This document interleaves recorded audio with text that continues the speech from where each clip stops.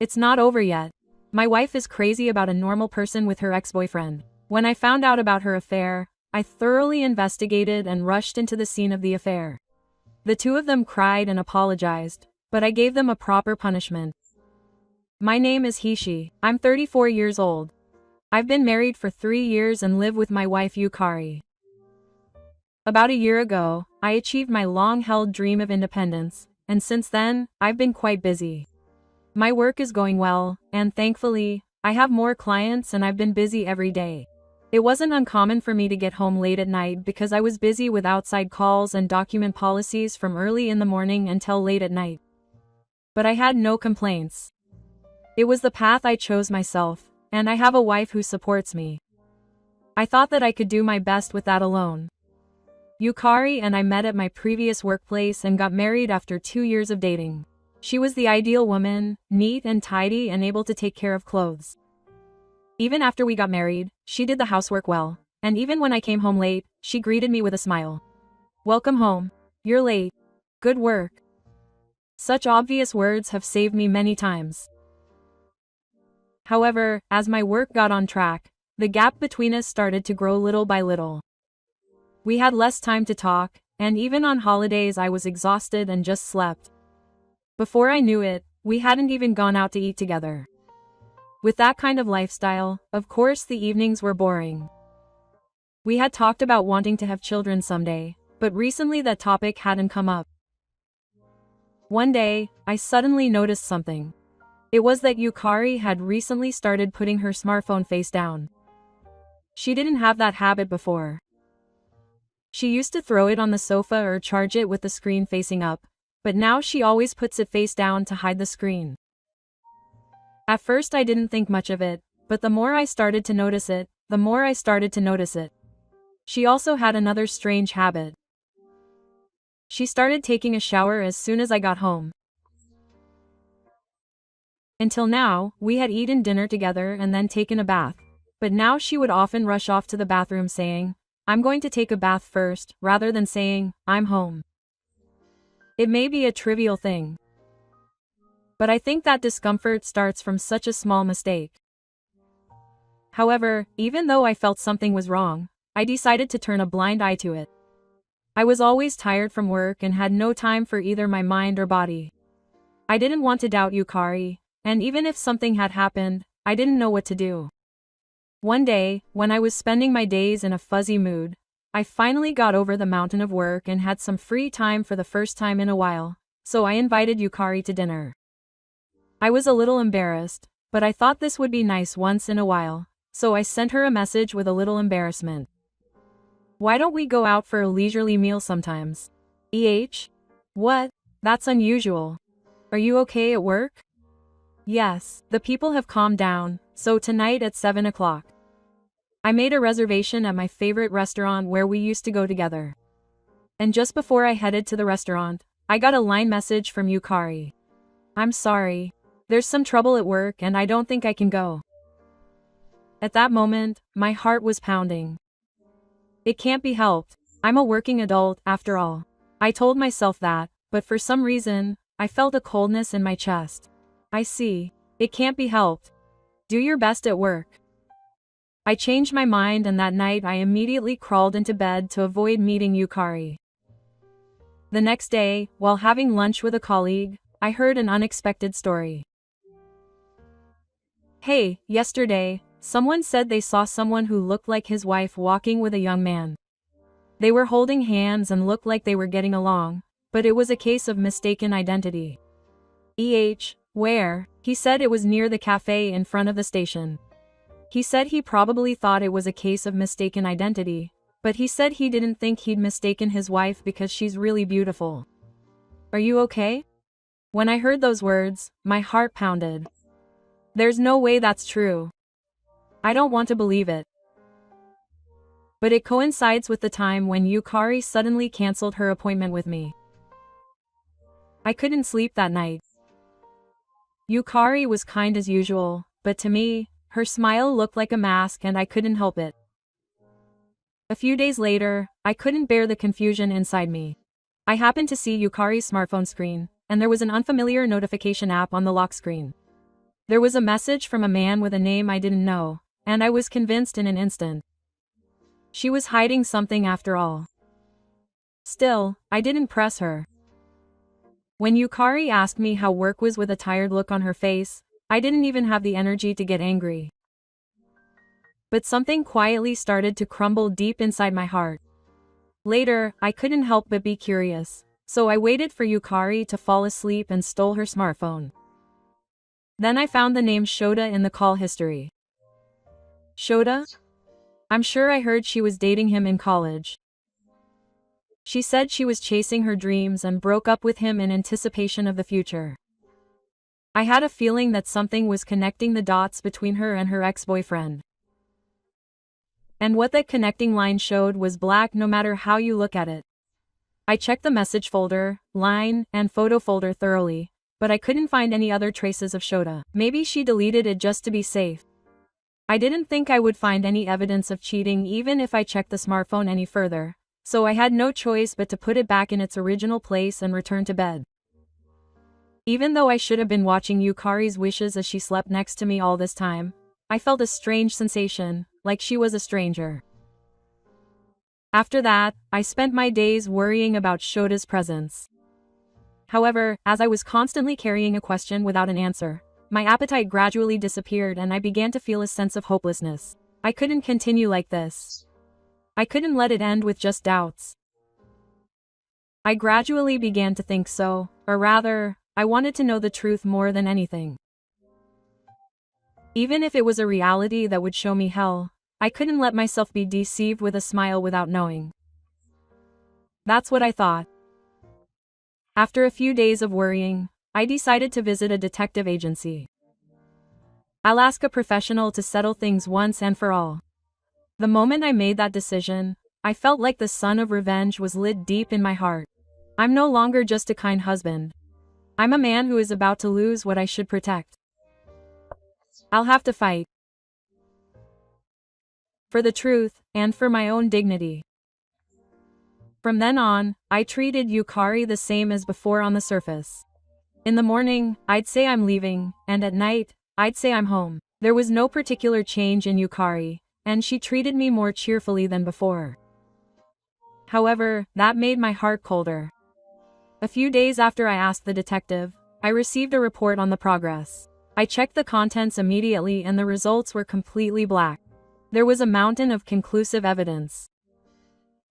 Although they said they had not yet found out the true nature of the other man, Yukari and her affair partner often met at a hotel called Lava Hotel after work and had been together 3 times. The photos clearly captured the two of them walking arm in arm, entering a love hotel, and even kissing in the street when they parted ways. As I stared at the photos, I felt something inside me break. I felt a shock and sadness that was beyond my expectations, and anger at her betrayal also welled up inside me. With all the evidence gathered, she would no longer be able to deny it. That's what I thought, but I didn't question her here. Rather, with a clear purpose in mind, a quiet investment welled up inside me. I would gather all the evidence thoroughly. I would make her regret it. I continued my investigation. The frequency of the affair, the other person's feelings, contact patterns, conversations, and financial flow. I intended to act only after I had grasped all of that. Eventually, the detective's investigation revealed the man's identity. Shota and Yukari's ex-boyfriend from college days is a part-timer who is chasing his dreams and playing in a band, but he doesn't have a permanent job and his income is unstable. Apparently the reason they broke up in the past was because they didn't have a future. What is he doing with someone like that now? But there was only one answer that came to mind. The old love, nostalgia, excitement, those kinds of emotions must have ignited the fire. This is more than enough to betray. Yukari has been leaving the house more often on weekends, saying that she has to study for the company's cowardice exam. At first I supported him, but now just hearing those words makes my heart pound. In reality, it was because he was a date with Shota, or because he was the king of the hotel. Furthermore, further investigation revealed that Shota was scamming Yukari with money. It seems that Yukari is paying for the date table and Shota's rent, and their financial connection has also strengthened. I checked the joint account with Yukari just to be sure, but there was no sign of any money being taken out of it, which was a relief. But I can't let my guard down. Yukari doesn't usually touch this account, so I changed the PIN just to be safe. I also thoroughly investigated Shota's social media.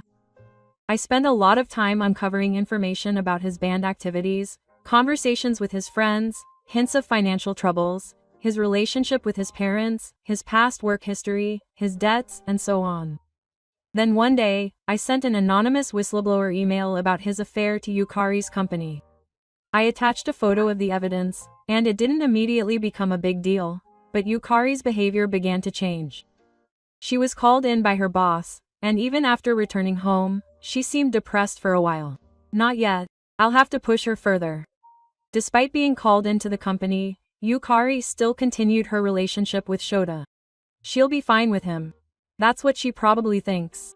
But the reality is different. Shota has no way out. I investigated his past debts and urged several companies to contact him as soon as possible. There was still no movement, but it was only a matter of time. Yukari's position at the company gradually worsened.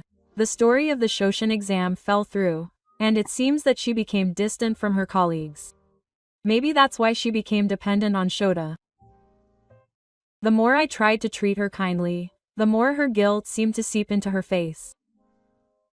But I never say it out loud. Keep smiling. Until the day it all ends, my heart is gradually consumed by dark emotions. I was aware of it, but I had no intention of stopping it. One night, I made a decision. I decided to end it all on Yukari's birthday.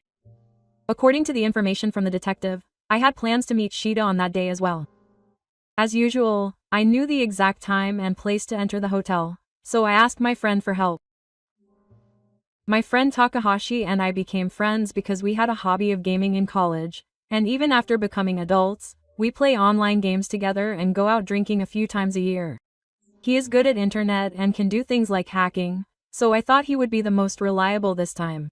With that in mind, I asked him for help. I told him that I would pay the car fee, and he said it would be fun, so I'll do it. Oh, please pay the driver fee too, and I was able to easily get his cooperation.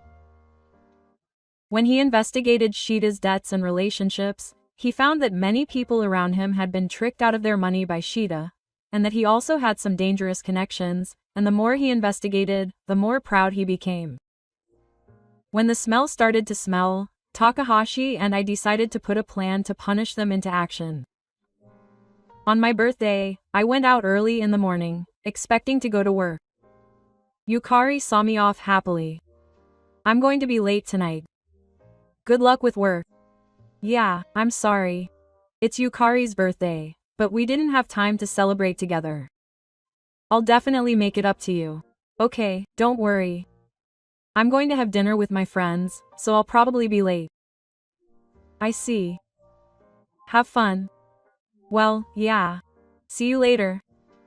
Yukari's smile was what pissed me off more than anything. 7 p.m. in front of the Tokyo Bo Hotel. This is the hotel they booked for Yukari's birthday. Takahashi and I continued to stake out. 7:22 p.m. Yukari and Shita appeared, and we walked hand in hand into the hotel lobby. Okay, let's go. We quietly entered the hotel and found out the room number. We had reserved a room in advance, so this part went smoothly.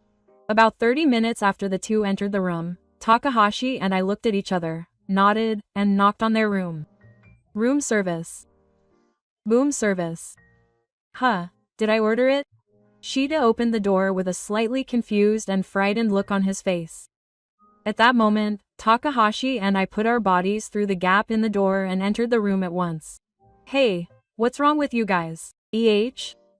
What? Kaya. Along with Yukari's scream, what came into my eyes was Yukari hiding her body with her underwear on the bed. She was surprised to see my face with her eyes wide open. She was so surprised that she couldn't speak, so she blinked her eyes and opened her mouth wide. When I turned around, Takahashi was holding Shita's arm tightly. He was in his underwear, so there was no excuse for him saying that nothing happened in this situation. He took out his smartphone and took several pictures without saying a word. Then he said quietly, "It's not over yet." Yukari turned pale at his words and trembled as she hid her body in her suit. Shota turned around and came over to me. "Seriously, don't mess with me. What is this? Who are you guys? Don't mess with me. Don't mess with me. Do you think you can get away with doing this with someone else's wife? Oh, say something, you." I lost my mind and lost my temper. I attacked Shota and punched him a few times. Ouch, you bastard. Shota was also angry and tried to hit me. But Takahashi had made him so hard that he couldn't lay a hand on me. "Calm down a bit. It's not good to beat him up too much." I suddenly returned home after hearing Takahashi's voice. For a moment I didn't know what I had done. I took a deep breath and looked around the room. Shota was glaring at me even though he was being held down by Takahashi. And Yukari was looking at me trembling with fear. I had never seen her like this before. Phew. Well, I'm Yukari's husband. Do you understand what this situation means? Huh? Husband? Seriously? Yes, seriously. Yukari, what does this mean? Can you explain it to me properly? Yukari just looked down and cried, refusing to say anything. Futoshi must have sensed the danger of the situation, because he shook off Taka's arm and started struggling to escape. "Talk to me, I have nothing to do with this, so the parties involved should talk it over between themselves." "Ah, I didn't know he was married." "I didn't know, so it can't be helped." But at that moment, Takahashi thrust the top bundle of money in front of Shida. "No, you knew that Yukari was married, right? You've been sending messages to your acquaintances saying that your married ex-girlfriend is now a money scammer. You have evidence, so that excuse won't work. Also, you probably haven't paid back your debt. It seems like a lot of people are looking for you. And there's plenty of evidence that this fraud is Masumi. It seems like you're getting into some pretty dangerous territory. Isn't this bad?" Shida's expression changed all at once. He got on his knees and started apologizing while prostrating. "I'm sorry. I'm really sorry. Seriously, please. Please forgive me. It's going to be really bad. Well, I'm really begging you. Please help me. No, it's no use if you apologize to me. Why are you asking for help? It seems like there are a lot of people who are angry at you. They'll be happy if you give them this information. Isn't it bad? Are you feeling threatened?" Taka didn't mean to make his married ex-girlfriend a money scammer. "I'm really sorry. I'm really sorry. Please. I'm really begging you to forgive me. I'll do anything." "No, so if you're going to apologize, don't apologize to me, but to Hishi. Hishi-san, I'm really sorry. That's it. I'll really do anything, please. Please don't make it a big deal." Shida was shaking and kneeling down to me desperately. It was a lie that he had been yelling at me just a moment ago, but he looked incredibly lame. No, I can't forgive him. He laid hands on someone else's wife. I'll make him pay alimony. Money. I'll do something about the money.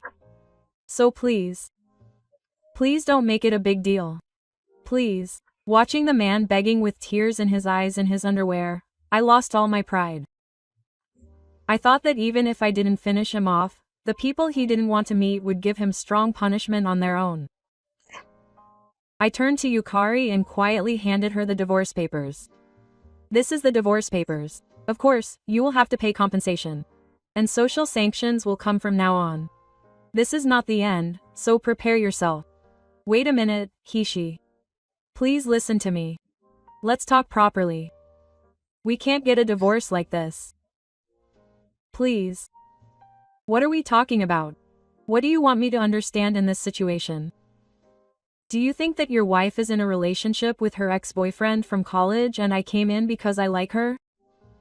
You're not that stupid. I'm really sorry. I was really just a little sad. She was busy with work all the time and I was lonely. At that time, I just started using SNS and happened to get a message from Shida, and I just felt nostalgic. What do you mean by that? I felt nostalgic, so we became a couple. So you can cheat because I was busy with work? I don't understand at all. No, it's not like that, I'm really sorry. But I definitely don't want to break up with Hishi. Please. Let's take our time to talk about it. Please. No, that's because this guy is not resolving. I caught a dangerous guy who was in debt and even gave him money. Of course, if I divorced him, I'd be in trouble for money. But that's not the case. No, I don't care what you think anymore. I can't do this anymore, so we're definitely getting divorced. There's no other option. I'll ask for a lot of alimony, so look forward to the social sanctions. Yukari broke down in tears. Please. Wait. Please. Hiroshi. She clung to me, but I silently shook her hand off. Now you'll have to understand what you've destroyed. Leaving her there, I left the room. A while after we left the hotel, Taka called out to me. Shall we go for a drink with Par? You'll have to do that, won't you? That's right. I hadn't had a chance to drink as much as I could for the first time in a while, but I couldn't say anything, and when I got home, I was crying alone in a pitch-black room. It was as if all the tired, heavy emotions in my heart were welling up all at once, and I cried out loud. A month later, my life changed quietly but surely. The divorce papers were accepted without incident. On the day the divorce was finalized, I felt a hole in my heart. When will I be able to express this sense of emptiness or loss? While thinking this, I continued to immerse myself in my work and turn my eyes away from reality. After that, Yukari ended up quitting her job and returning to her parents' house. The fact of the divorce and affair spread to Takuma again, and she left, almost as if she was running away. However, she has started paying the alimony through her lawyer. Although it is a monthly installment, the money has been deposited in my account without fail. Of course, the same process is being carried out for Shota as well. I reported this to his workplace and bandmates, so he also lost his job and his friends seem to have left him. However, to my surprise, he has also started to pay the alimony properly. It seems that the two are no longer together, but he seemed to accept the reality and reflect on it more sincerely than I thought. At that time, I wanted to make them pay the price. That was my way of drawing a line. I really thought so. I was about to destroy everything in my anger. I wanted to expose Yukari, Shota, and even my own life, exposing their risque photos on the internet, spreading them around to people I knew, and handing Shota over to dangerous people. But when I remembered the two of them crying on their knees in the hotel room, I calmly realized that just venting my anger would not leave anything. I began to find meaning in ending things, not in punishing them. So I gave them social sanctions, but I didn't finish them off. However, there were many materials that could put an end to it, so I had to change my mind, but Yukari had contacted me many times after the divorce. She apologized, asked for reconciliation, and sometimes left crying messages, but I didn't respond at all. Clinging to the past won't help you move forward.